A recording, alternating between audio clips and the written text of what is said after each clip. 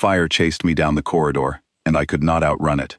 The mining rig on Kessa 9 was folding in on itself, metal screaming as it buckled, and every alarm on the station was screaming with it. I ran with my arms over my face, while the heat pressed against my back like a hand trying to push me down.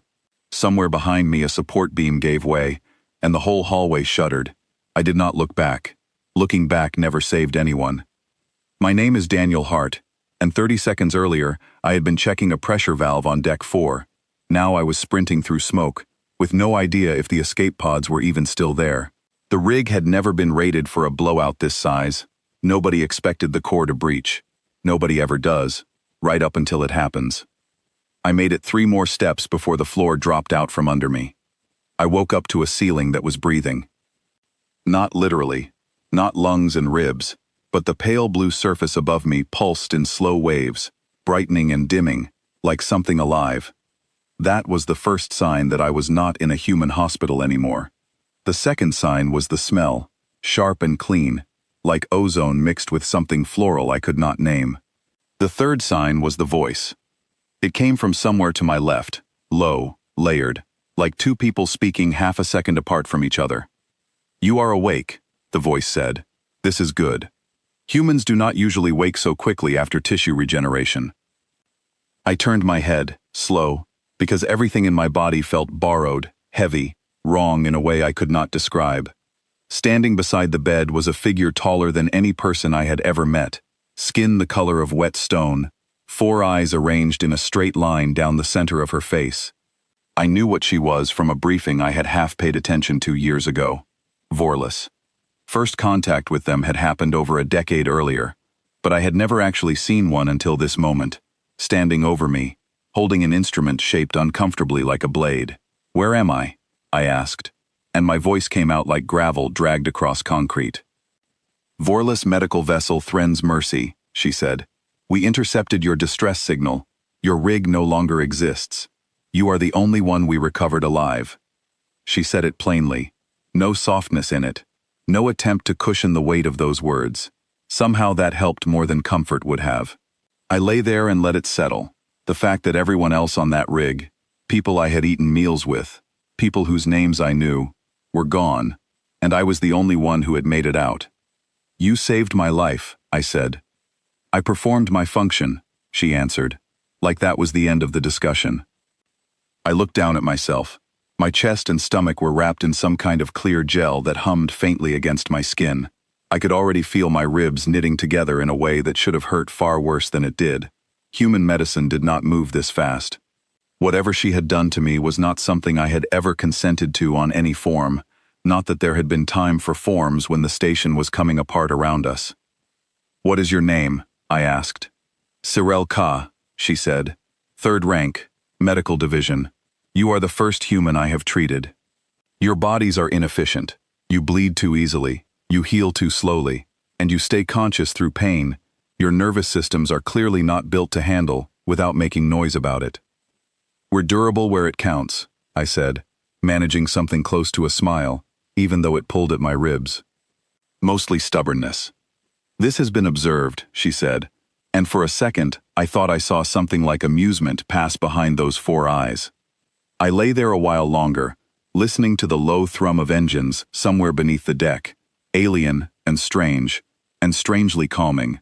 Sirel Ka did not leave. She checked readouts on a panel I could not read, adjusted something near my shoulder, and stayed close enough that I could track her by the sound of her breathing, if that was even what it was called for her species. "So," I said, "because apparently almost dying makes me talkative instead of quiet, you patched me up. You're the reason I'm not a smear on that station, and you haven't left my side since I opened my eyes. Where I'm from, that's basically a relationship. Guess that makes us married." I meant it as a joke, a dumb, deflecting joke, the kind you make when your brain is still catching up to the fact that it survived something it should not have survived. Sirel Ka went completely still. All 4 of her eyes fixed on me without blinking, and for a second I genuinely thought I had said something deeply offensive without meaning to. Then she leaned down, slow, deliberate, close enough that I could see faint glowing lines tracing beneath the surface of her skin, and her voice dropped into something quieter, rougher, almost private. "You misunderstand," she said. "Among my people, the one who claims a life owns the weight of that claim. I did not simply treat your wounds, human. I bound your recovery to my own signs, so your body would not reject the compounds I used to repair it. Your heart is, right now, linked to mine. If I die, you die within the hour. If you die, I will know before anyone else on this ship does." I opened my mouth. Nothing came out for a moment. "So," she continued, and there was something in her tone that was no longer clinical at all, "you called it marriage. I do not know your customs, but by mine, what I have done is closer to that than you understand. You're mine now, my claim, my responsibility, my consequence to carry." "That's not how marriage works," I said, laughing a little too loud for my ribs to enjoy. "No," she agreed, "it is not. It is considerably more binding than that." I thought that would be the end of it, a strange fact to carry around like a scar, something to tell people later if I ever made it home. I was wrong. 3 days after I woke up, alarms started blaring through the ship, different from the ones I remembered from the rig, sharper, more urgent, and Cyril Ka appeared in my doorway with her 4 eyes wide and her whole posture different from the calm, clinical woman who had been checking my vitals every few hours. "We are under attack," she said. "Raiders. They have been tracking wounded ships through this sector for months. They know we are carrying survivors, and survivors are worth taking." I sat up too fast and the gel wrap across my chest pulled tight, a warning that my body was not ready for whatever came next. I did not care. "Get me a weapon," I said. "You are not combat fit," she said. "I'm not staying in this bed while raiders board the ship either," I told her. "You said my heart is linked to yours. That means if you go down fighting, I go down anyway. So point me somewhere useful."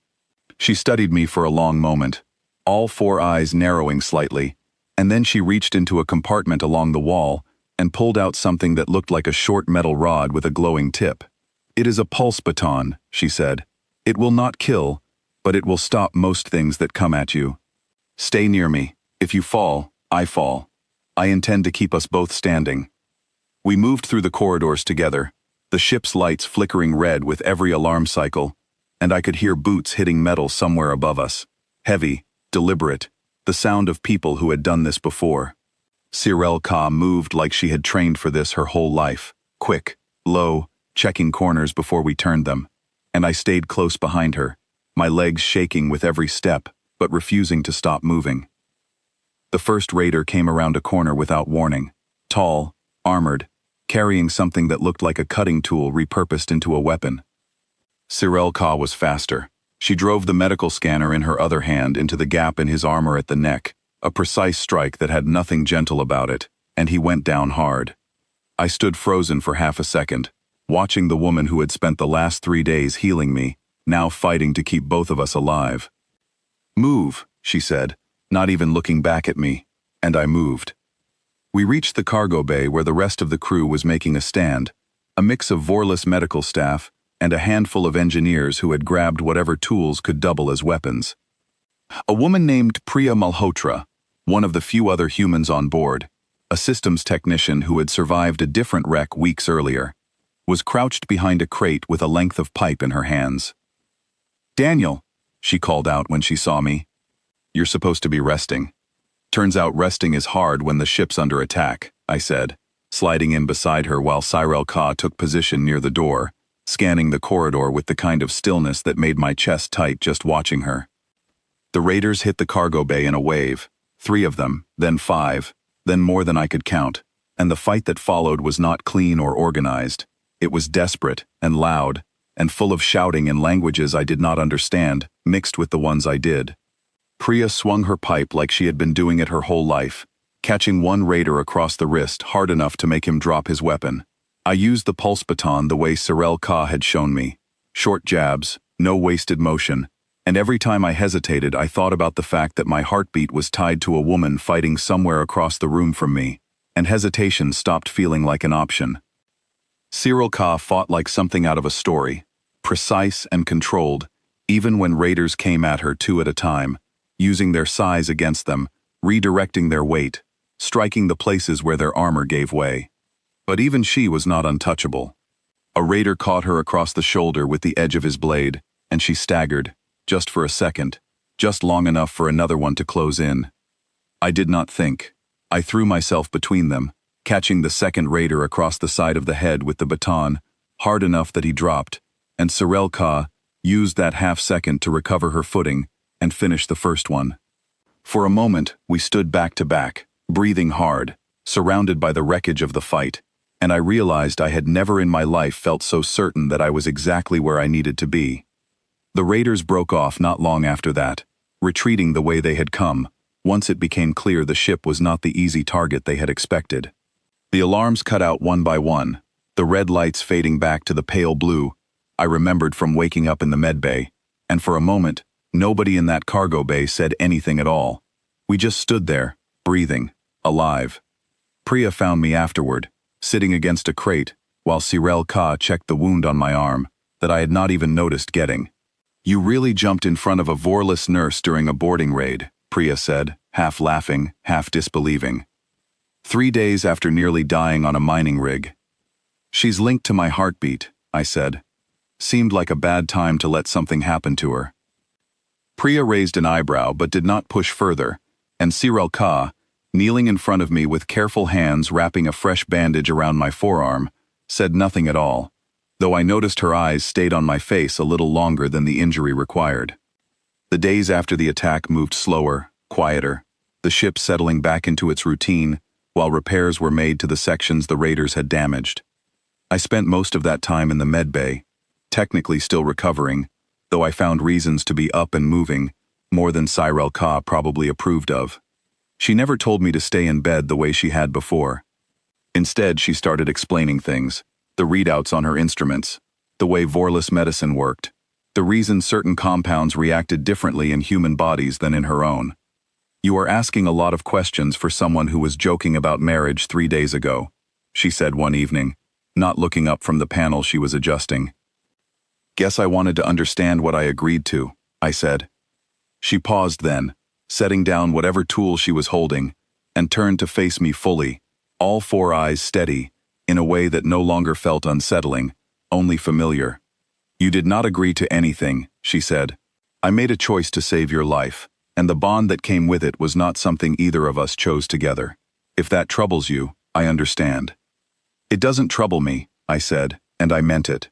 "I just want to know what it means, for both of us." "It means," she said slowly, "that your body will carry traces of my biology for the rest of your life. It means that if something happens to me, you will feel it before you understand why. It means I am responsible for you, in a way my people take seriously, more seriously than most bonds we choose willingly." "And if I wanted it to mean more than responsibility," I said, watching her carefully, "would that be something your people understood too?" For a long moment she did not answer, and I thought maybe I had pushed too far, said something that crossed a line I did not fully understand yet. Then she reached out, resting one hand against the center of my chest, right where the gel wrap had been days earlier, right where my heart was still finding its rhythm. "Among my people," she said quietly, "what grows from a bond like this is not chosen quickly, and it is not chosen carelessly. But it is not forbidden either. If you wish to understand what this could become, human, you will have time to learn. I am not going anywhere, and neither, it seems, are you." I laughed, quiet, tired, more relieved than anything else. "Guess that really does make us married then," I said. "Do not test that joke too many more times," she said, though there was something almost warm in her voice now, something I had not heard from her before. "My people do not joke about claims. We honor them." "Then I'll try to be worth honoring," I said.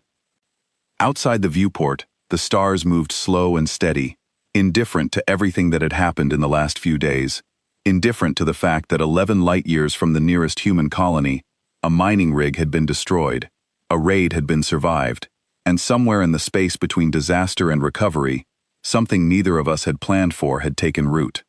Sirel Ka stayed beside me a while longer, her hand still resting against my chest, and for the first time since waking up on that ship, I did not feel like a survivor waiting for the next disaster. I felt like I was exactly where I was supposed to be, tied by more than a joke, more than a bond neither of us had chosen, held together by something that had started as an accident and was becoming, slowly, something neither of us wanted to let go of. The ship carried on through the dark, engines humming steady beneath the deck, and for the first time in days, the silence did not feel like the aftermath of something broken. It felt like the beginning of something neither of us had words for yet, human or otherwise, and for now, that was enough.